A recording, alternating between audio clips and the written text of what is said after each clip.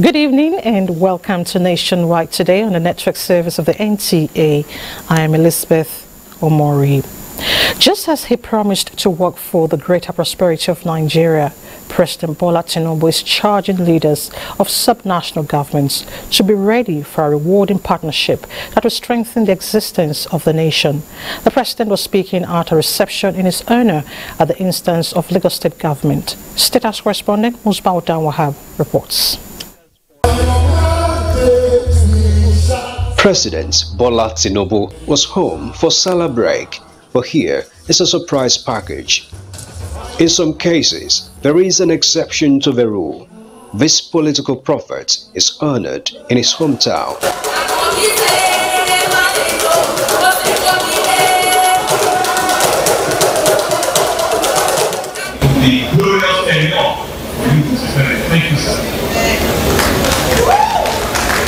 One of his political descendants in Lagos created the platform, and the roll call, which included Vice President Kashim Shettima, cut across political divides to formally honor the democratic torchbearer that has literally brought the trophy home. We stand in complete solidarity with your vision and remain your partners in bringing this great vision to life. We're confident that under your stewardship and your leadership, Nigeria will reach unprecedented heights. For this purpose, the national seat of power literally shifted to the former national capital, with leaders of the National Assembly also in attendance. Regardless of our party affiliation here, sir, we're confident that Mr. President will work with the Nigerian Governance Forum and other critical stakeholders to build a stronger and united Nigeria.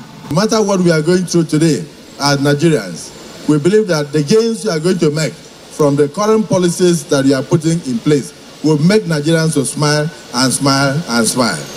I want to say thank you to all of you. President Tinubu, always appreciative.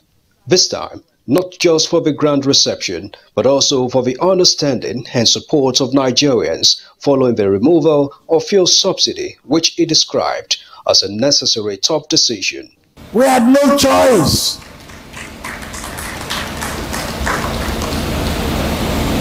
From there, we must re-engineer the effectiveness of control and management of our resources in order to meet the obligation owed to Nigerians by politicians.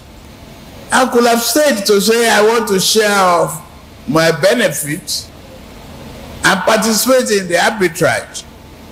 But God forbid, no! That's not why you elected me. You chose me to bring about necessary changes that will benefit not only you, but your grandchildren and our tomorrow. Nigerians have severally lauded the new course being charted, but the president said the foundation is just being laid. We have just started. We have to re-engineer the financial system of the country. Break apart and see that economic planning and budgetary process is transparent enough to cater for all Nigerians. We will work together. Open door policy that will bring Nigeria from brinks back to a resilient economy. Just a month into the renewed Hope administration, Nigerians acknowledge the ray, but the expectations continue from the stable of the crusader. From Lagos, Musbau and Wahab, NTA News. We now link up with Musbau and Wahab in Lagos for more on activities of President Bola Tinubu in the mega city. Musbau, thank you so much for joining us on the news. Thank you. Thank you so much. All right, could you tell us what activities have been going on? The president is in Lagos, so could you bring us up to speed? Well, as you know, this is supposed to be a celebration for Mr. President to come home to his country home, to come and rest, have some personal time for himself and family. And of course, people are expected to be coming to pay visits on the president. But that has been the case since he arrived. But he's also spending his holiday in his own way, trying to go out of the norm, to do his own thing in his own way. As you know, people are expected to be visiting the president, but he has taken his time out to visit. We do apologize. We can't continue with Musbau. He seems to be having issues with our signals in Lagos. But anyway, thank you so much, Musbau, for the updates. Global Amnesty Watch commends President Bola Tinubu for the far-reaching decisions taken by his administration so far to boost investors' confidence and restore the hope of citizens towards achieving sustainable growth. Saliu Abdullahi Gwanara reports on this and other engagements by members of the All Progressives Youth Development Forum in Abuja. Activities of the current administration within 1 month upon assumption of office has endeared many, including the Global Amnesty Watch, which acknowledged government policies so far as steps towards addressing challenges and sustaining the democratic gains of the country. The Global Amnesty Watch commends the step by President Bola Ahmed Tinubu has taken, given the necessity to address the security challenges in the country. Nigeria needs stability to bring about sustainable development. It recognizes these presidential interventions and solicits for more sound socio-economic policies and programs. Meanwhile, the All Progressives Congress Youth Development Forum has appealed to the party's stakeholders to uphold the principle of rewarding hard work among members. The menace of eye service and the attendant betrayal, mudsliding, name-dropping, scheming and manipulations among political actors, especially when their party emerges victory, needs to be addressed. The group believed that planned reforms towards entrenching good governance and national development should be a collective task by all patriotic citizens. In Abuja, Salihu Abdullahi Gwanara, NTA News. Meanwhile, the appointment of the former anti-corruption campaigner Malam Nuhu Ribadu by President Bola Tinubu has renewed hope among Nigerians that the security sector reform initiated by former President Muhammadu Buhari would be further deepened. The Director General, Michael Imodu, National Institute for Labour Studies, Comrade Issa Aremo, made this observation while speaking on the sidelines of the 2023 Ilorin Emirate Durbar. While congratulating Malam Ribadu as the 10th National Security Advisor, Comrade Aremo said, based on experience and capacity, Malam Ribadu is eminently qualified for the job of advising the President on national security matters. He said as a member, 2008 Senior Executive Course of the National Institute for Policy and Strategic Studies, KOROJOS, Malam Ribadu was sufficiently exposed to the task of building a better Nigeria. He is also politically tested to know that what is at stake is renewed hope for secured lives and property for Nigeria and Nigerians. And you're watching Nationwide on NTA. Time to head to Lagos, where Adiola is standing by with some reports. Hello, Adiola. Hello, Elizabeth. Traders and individuals staying under bridges in Lagos have been asked to vacate as soon as possible to avoid unnecessary reoccurrence of man-made disasters. Director of Highways, Bridges and Design, Federal Ministry of Works and Housing, Omotayo Awosonya, gave the directive after inspection of several bridges undergoing reconstruction in Lagos. Diana Ajala reports that the proposed reopening of the popular Akpongbo Bridge in a few days' time is already creating excitement amongst motorists. About a year and 2 months after parts of the Akpongbo Bridge, an important route to the nation's seaport in Apapa and the Lagos Island, were destroyed by fire outbreak. Rehabilitation works have entered the final phase, and the bridge is scheduled to reopen to traffic come 9th of July 2023. Now that they wanted to open the road for way to be free, and we are happy for government. Director of Highways, Bridges and Design, Federal Minister of Works and Housing, and his team expressed satisfaction with the level of work done so far.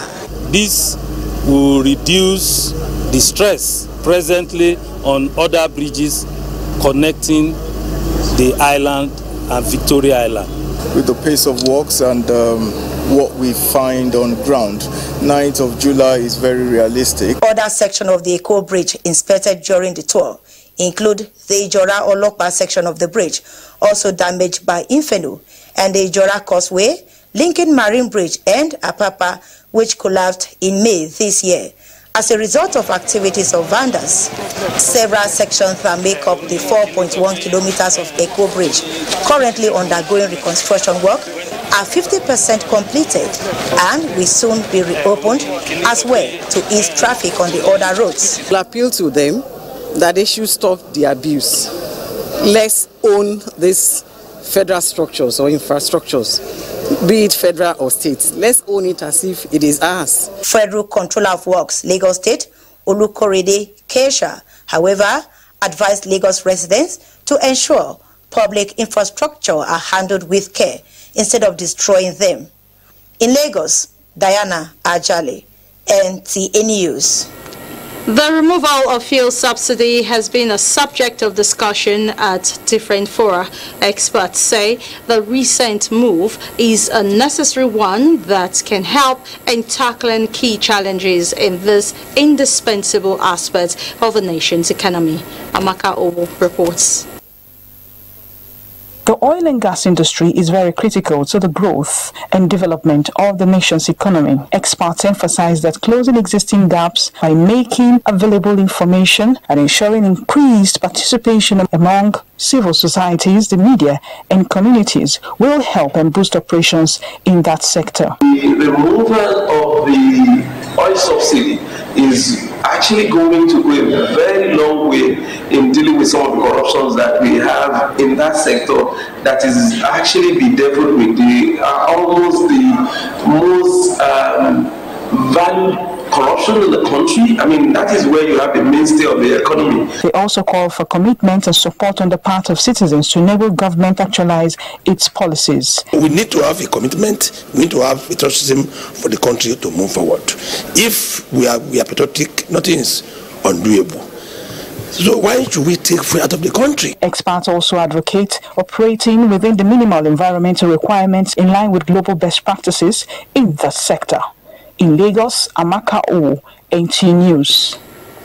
Do not forget to follow this news broadcast live on our website at nta.nj/live and on our other social media handles displayed on the screen for updates. Nationwide will continue in our Sokoto Network Center with Aisha when we return from this break. To stay with us. Return from this break.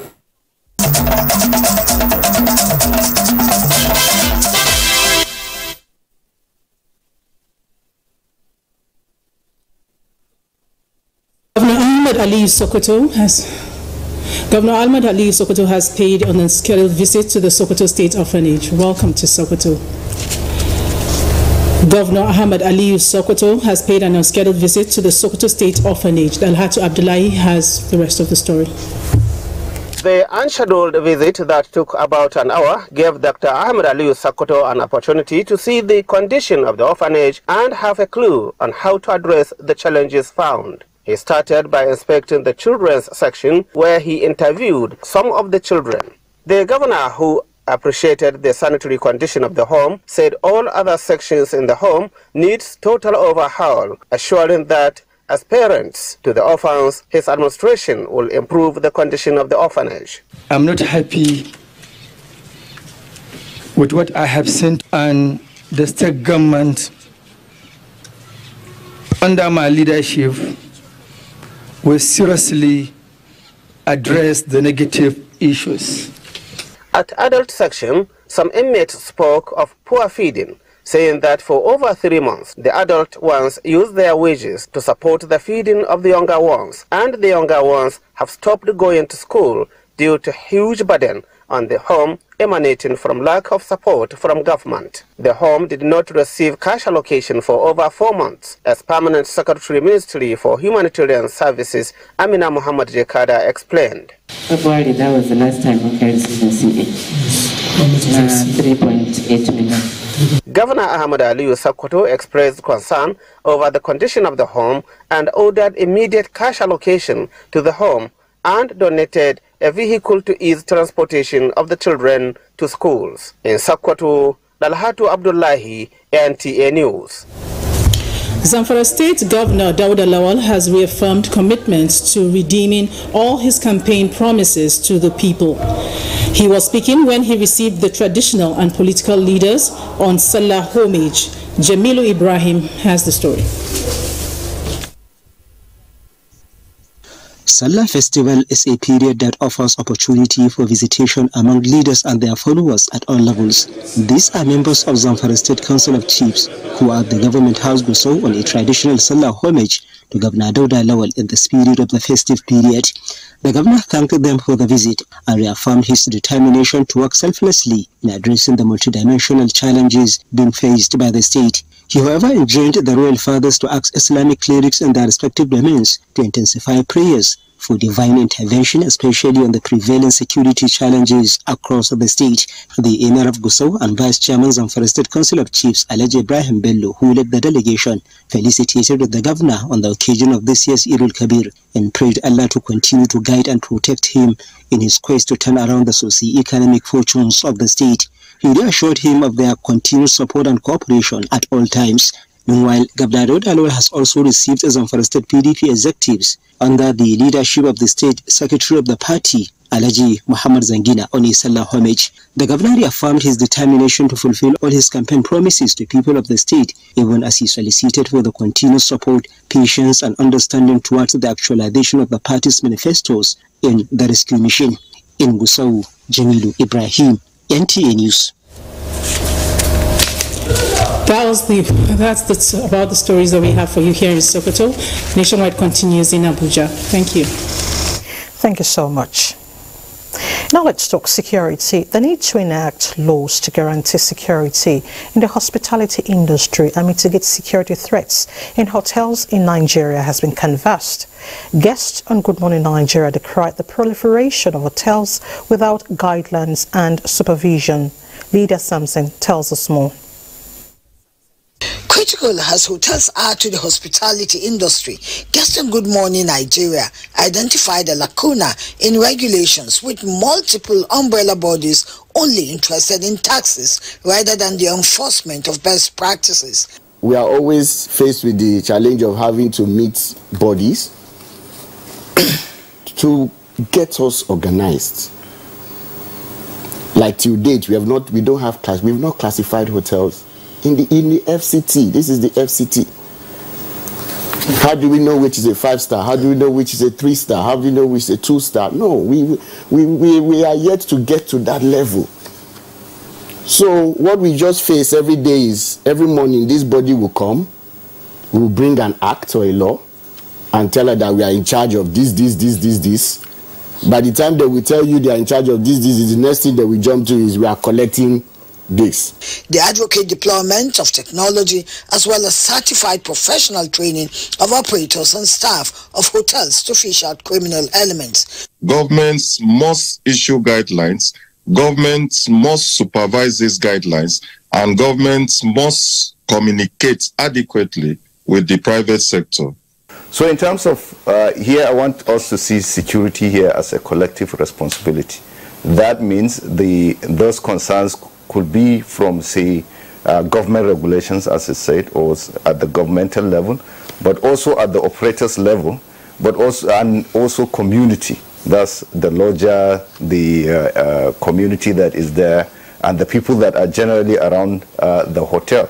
They call for proper coordination of the hospitality industry towards mitigating security threats. In Abuja, Lydia Sampson, NTA News. The Inspector General of Police, Olukayode, the Acting Inspector General of Police, Olukayode Adeolu Egbetokun, expresses his commitment to enhance professionalism, effectiveness and public trust in law enforcement personnel. A statement by the force notes that the acting IGP has set in motion machineries for the development of a comprehensive training program and curricula for colleges and training schools that will place emphasis on behavioral change alongside physical fitness. The training program will include simulations, skills development, and strengthening of community relations. The Acting Inspector General of Police promises to work closely with experienced trainers, security experts, and communities to build and develop a comprehensive training program. Meanwhile, the police have arrested 3 suspects in connection with the murder of a naval officer, Sub-Lieutenant Samuel Akingbon, at Ani in Oshe local government area of Ondo State. Toyin Batire reports. Sub-Lieutenant Samuel Akingbon of the Nigerian Navy was reportedly murdered earlier this week at Iduani in Oshe local government area of Ondo State. The 3 suspects already arrested are between the age of 17 and 20 years. The police public relations officer on Ondo State Command explained that after the incident, the 3 suspects were arrested through a tip-off. On the 26th of June, which was on Monday, one Mr. Olaoluwa came to Idoani division and reported that his friend, while they were on their way, had an altercation with one Johnson Adele. This young man went and mobilized others, and on their way they attacked them. Later we realized the victim that was actually attacked is a sub-lieutenant of the Nigerian Navy. Currently, suspects are in custody, and in the course of the interrogation, we realized that one Ayomide Sambu was one of those that were mobilized to the scene, and when he got there, he carried an iron rod, hit him on his head, and started stoning him. But later, one thing led to the other, and still hit his testicles. Later, he became unconscious, and he was rushed to the nearest hospital where he was confirmed dead. The suspects confessed to the crime, while others are still at large. The suspects will be charged to court for conspiracy and murder.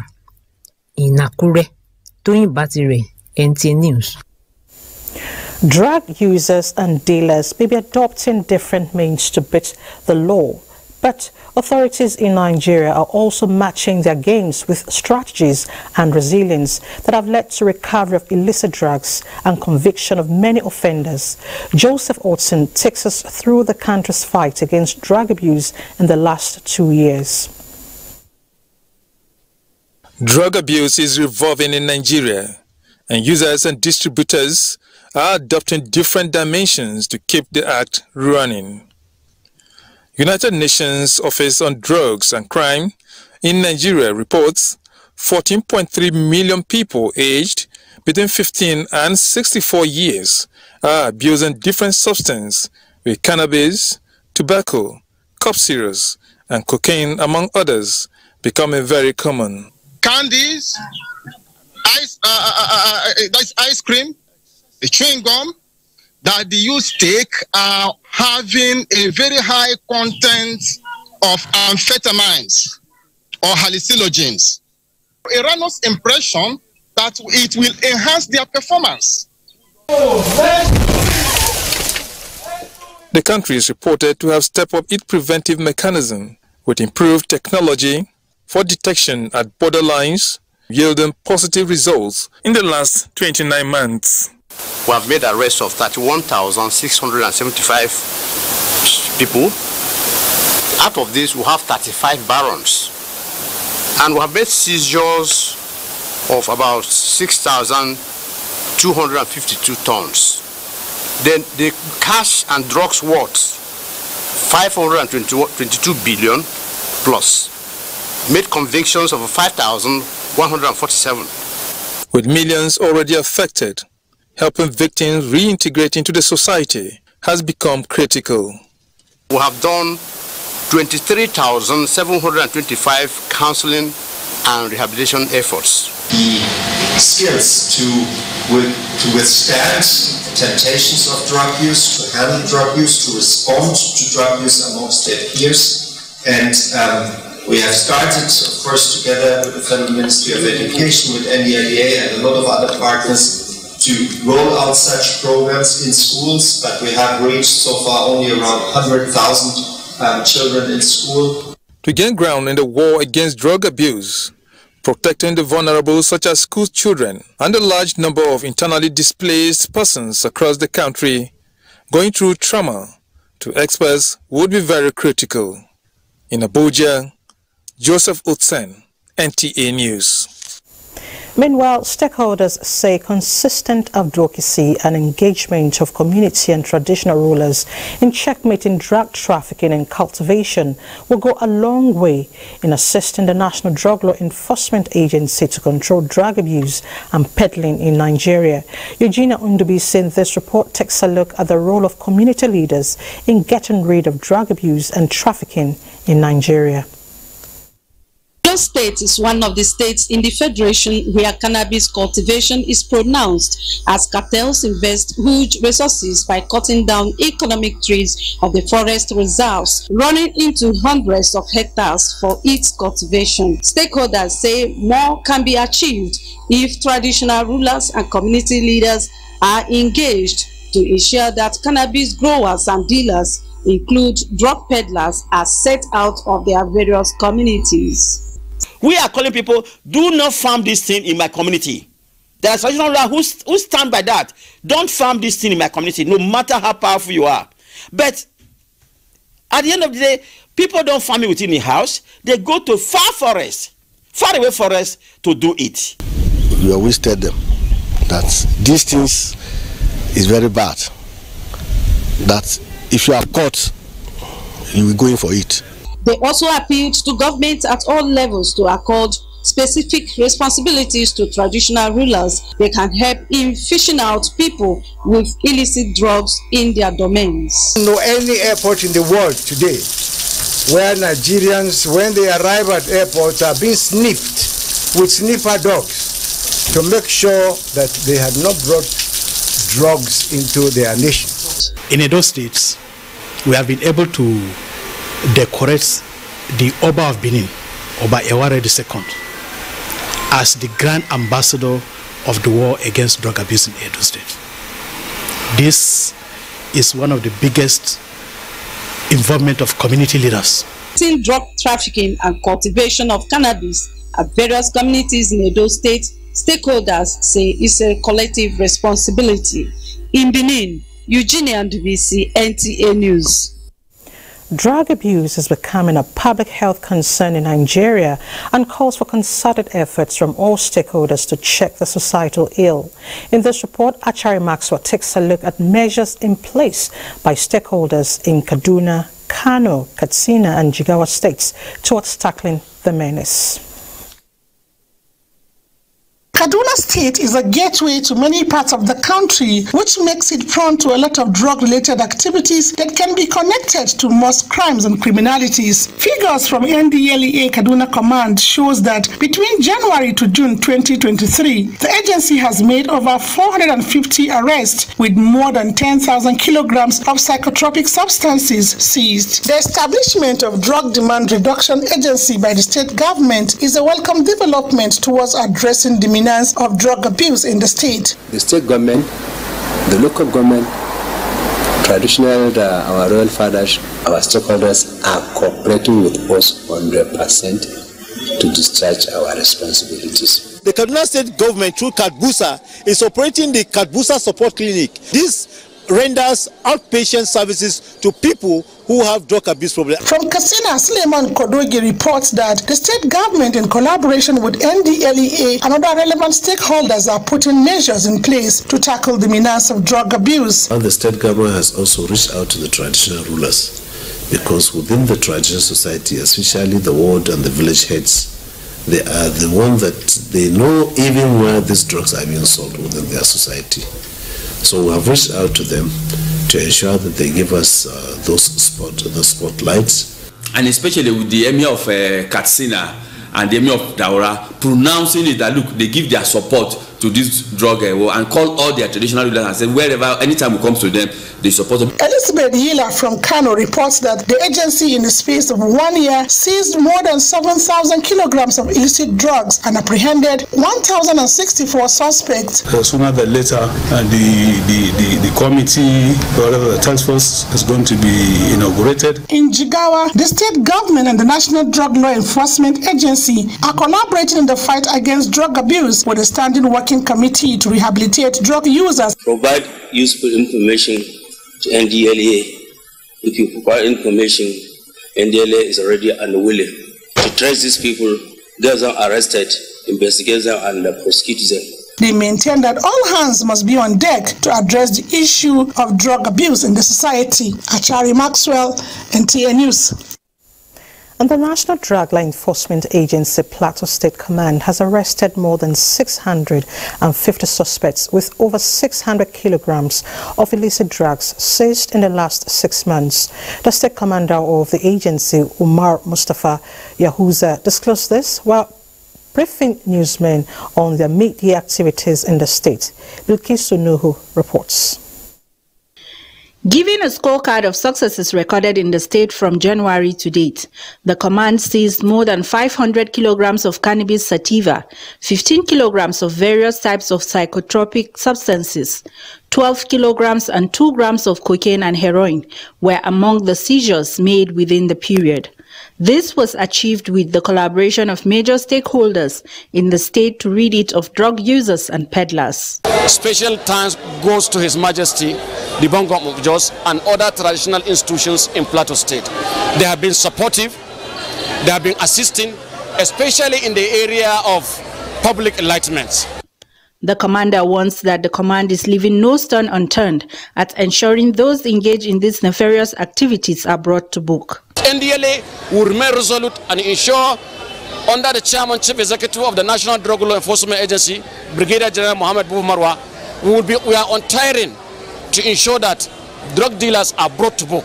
Secondly, the message I have for the drug-dependent persons is to look for care. They should seek for help, they should quit the act, and NDLA is ready to support them, along with other stakeholders. NDLEA says it is sustaining war against drug abuse, treatment and rehabilitation of suspects, as well as counseling. In Jos, Bilkisu Nuhu, NTA News. And for more reports on Nationwide, let's join the Barbary in Port Harcourt. The Barbary, nice to see you.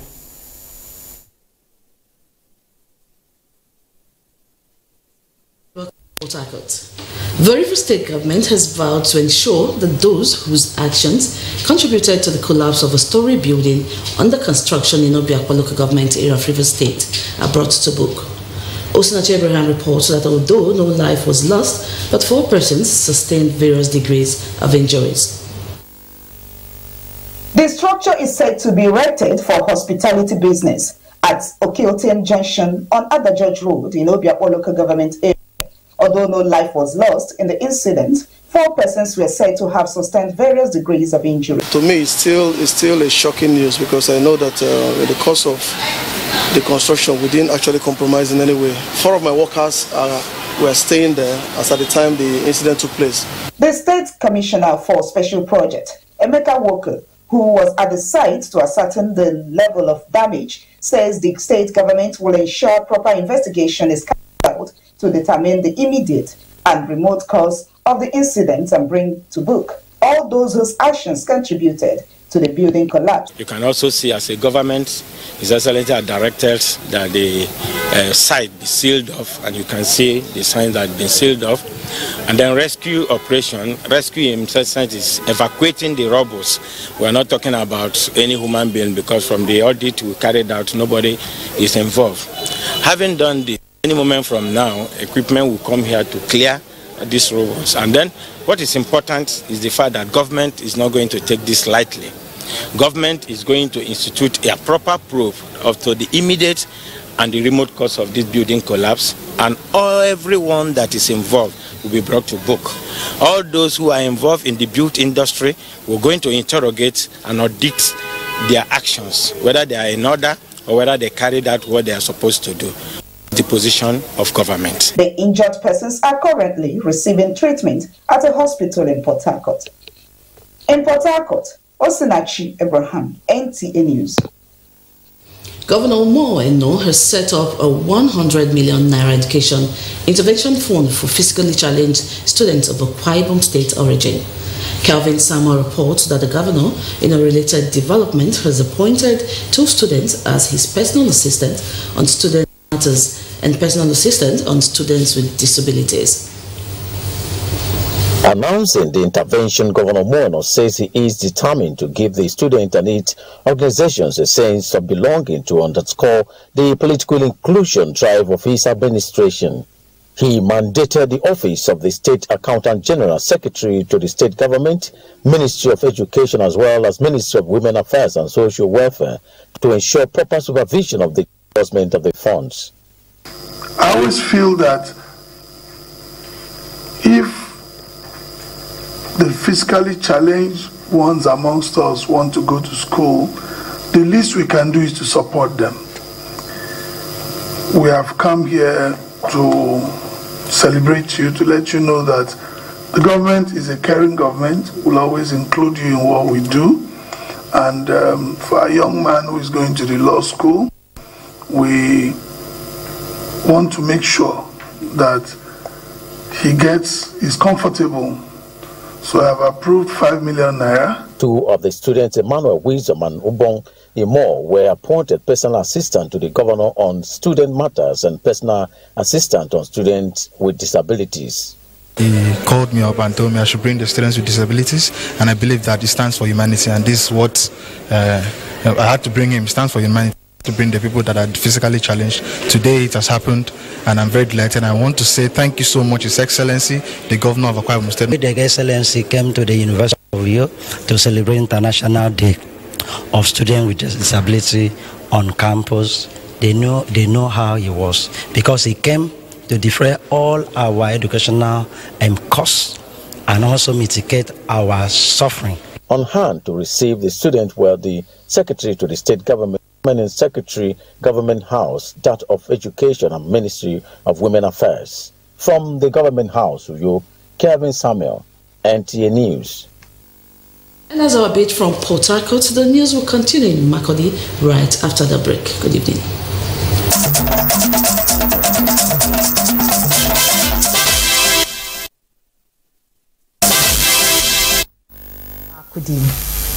Benue State Governor Reverend Father Hyacinth Alia, in a bid to woo investors into the state, says all avenues of taxation will be open to adjustment for investors. Governor Alia made the remark when he performed the groundbreaking ceremony of Ego Smart City in a suburb of Makurdi. Simbiat Agbaji reports that the aim is to reduce housing deficit in the state. This unveiling the prototype of the Ego City project.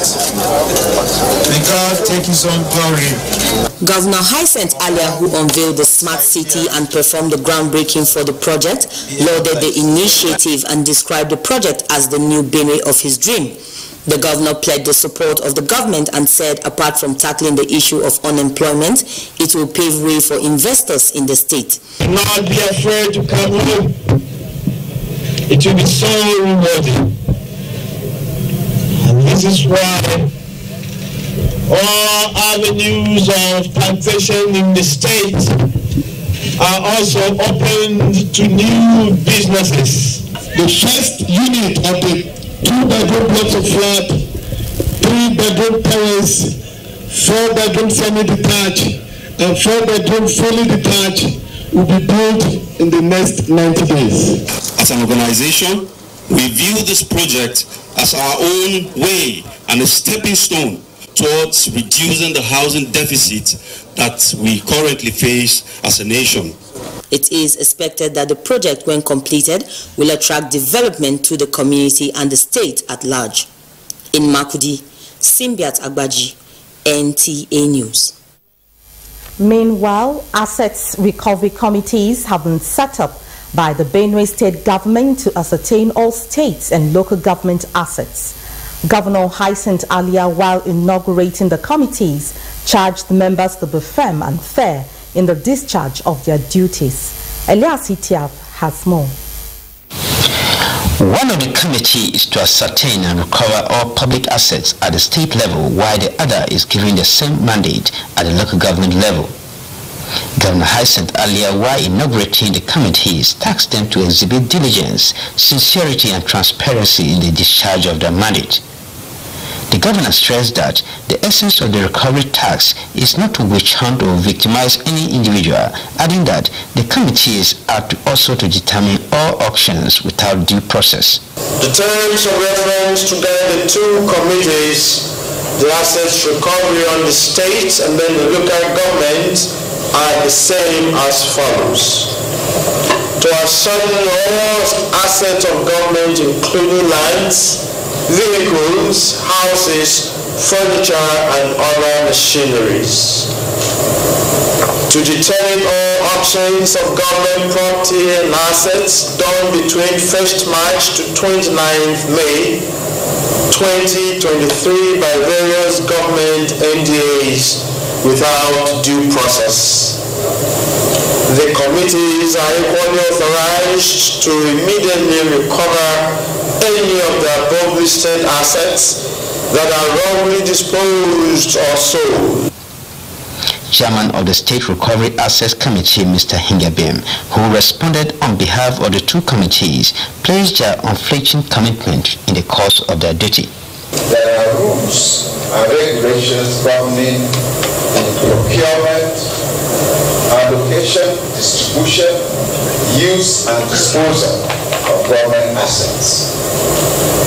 I will follow these rules to trace the assets of government, those that have been taken away, those that are fixed assets that have been passed on to new hands to ensure their return to the state. The committees, which are to function under the support of military and paramilitary agencies, are to submit their reports in 2 months. In Makurdi, Elias Itiaf, NTA News. And that's it from Makurdi. Nationwide continues in Abuja with Elizabeth. Thank you, Fatima. As the rains intensify in the south region of the country, residents around erosion-prone areas are now looking up to relevant agencies to come to their aid. This is why the Cross River State House of Assembly is calling on the Ministry of Environment as well as other relevant government agencies to address gully erosion menace in Calabar. Urak 18 reports that the resolution came on the heels of deliberation on a matter of urgent public interest raised by member representing Calabar Municipality, Stanley Onsemo.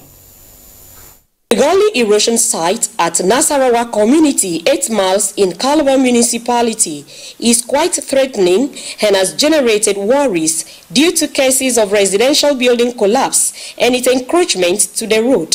Speaker, Cross River State House of Assembly, Elvet Eyambem, during an oversight function, called for speedy intervention to avoid more harm to the environment and residents of the area. Member representing Calabar Municipality, Stanley Onsemo, who raised the motion which was deliberated, called on the relevant agencies to address the menace as soon as possible. The House adjourned sitting to 4th July 2023.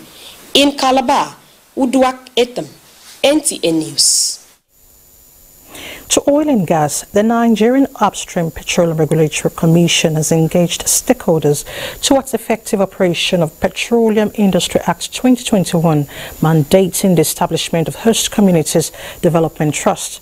The program, which held in Akure, Ondo State, focused on implementation of the program, roles and responsibilities of every stakeholder. Abiola Ariyo reports. A section of the Act focuses on community drive and provides for the establishment of Host Community Development Trust, which is to increase social spending by oil and gas companies in host communities. This is why the Nigeria Upstream Petroleum Regulatory Commission facilitated a sensitization stakeholders forum with the host communities in riverine areas of Ondo State to brainstorm on their roles and responsibilities as well as the benefits therein. We are giving them the money, which is 3% of the OPEX is going back to the community. The settlers, which are the companies, are meant now to stay back. The fund are meant to be administered by them. We are only meant to be there to make sure that they do exactly what they are meant to do. Having provided these resources, government is expecting that it will be utilized to bring development to the host communities. Those stakeholders are optimistic that if the Petroleum Industry Act 2021 is fully implemented, peace, harmony, and meaningful development would be achieved in host communities. I see this PIA as a step in the right direction. If it is fully implemented and every party has compared to play their role. The Host Community Development Trust Sensitization Forum tends to provide members with thorough understanding of the Community Development Trust and establish dynamic relationship between regulators, settlers, and host communities. In Akure, Abiola Rio, NTA News. Up next is Sports Update with Gift George. In football, clubs in the Nigerian Premier Football League have been asked to commence club licensing process for the 2023-24 season, which has been scheduled to commence on the weekend of August 26 and 27, following the submission of the season's report by the Interim Management Committee to the Nigerian Football Federation. Clubs that qualified for the CAF club competitions were invited to commence their procedures with the NFF in line with the CAF club licensing regulations. In a related development, the NPFL transfer window opens on July 1 and closes on September 1, 2023. In basketball, Nigeria's men's basketball team, the D Tigers, will begin their quest to qualify for the 2023 AfroChan Basketball Championship, scheduled for Angola later in the year, when the team takes on Guinea Friday evening in Abidjan, Côte d'Ivoire. 3 countries from Africa Zone 3 and 1 country from Zone 2 are in Abidjan to fight for the sole ticket from the combined Zone 2 and 3. The opening match will be between Côte d'Ivoire and Benin Republic, while Nigeria's D Tigers will face Guinea in the second match of the day. Adijat is losing something. Adijat, we told you about endurance. Former Nigerian Youth Olympic silver medalist in 2018, Adijat Badamasi says she's not resting on her hours until she wins a world championship in professional boxing. Adijat made this known when she met a cross-section of sports journalists in Lagos. Adijat on June 16, 2023, in Ghana, had made history when she became the first female Nigerian boxer to win an African title in professional boxing after defeating Patience Mastara of Zimbabwe on technical knockout in round 5 in a super bantamweight fight. She won the African Boxing Union title. It's always my dream because, I've trained very hard. Not an easy work to have this title. In wrestling, 2 Nigerian wrestlers clinched gold at the Africa Beach Games in Tunisia. Blessing Oburu did struck gold in women's 70 kg plus category after defeating Cote d'Ivoire's Ami Ewing 3-2. While in the 60 kg class, Esther Kolawale thumped Algeria's Chimea Usia 1-0. With Sports Update, Gift George, NTA News. And Sports Update with Gift ends nationwide today. Thank you so much for your time. I'm Elizabeth Omori. Enjoy your weekend.